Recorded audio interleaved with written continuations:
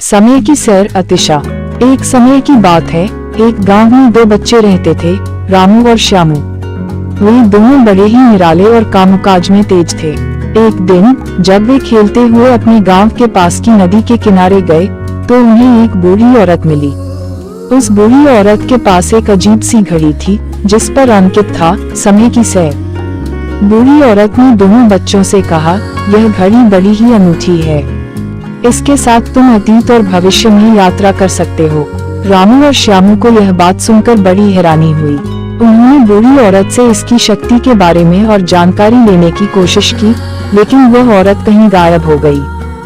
रामू और श्यामू को इस घड़ी की शक्ति का पता लगाने के लिए बेसब्री से इंतजार था। उन्होंने अपनी मन की इच्छा को इस घड़ी के साथ जोड़ा और अचानक वे अपने गांव के अतीत में पहुंच गए।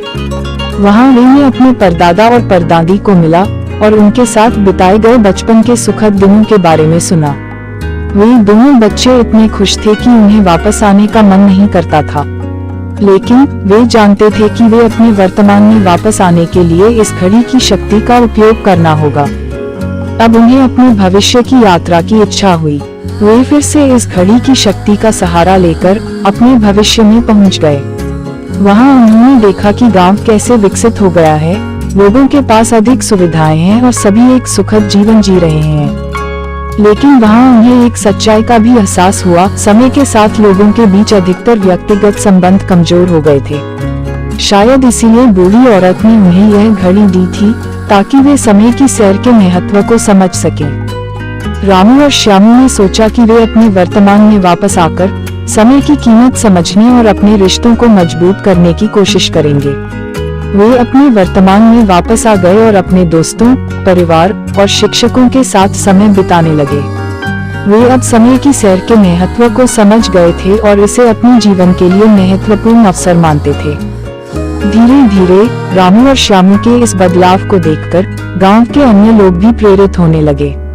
सभी अब अपने परिवार, मित्रों और समाज के साथ समय बिताने की कोशिश करने लगे और इस प्रक्रिया में वे अपनी संस्कृति और मूल्यों को बचाने में कामयाब हो गए।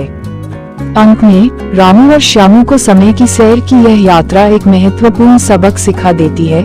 समय बहुत कीमती होता है और हमें इसे अपने प्रियजनों के साथ साझा करके अपने संबंधों को मजबूत करने में लगाना चाहिए। समय की सैर ने इन दोनों को अतीत के अनुभवों से सीखने और भविष्य के लिए बेहतर बनाने का मौका दिया। और इसी के साथ रामू और श्यामू ने अपनी जिंदगी की सबसे महत्वपूर्ण सफर को समाप्त किया।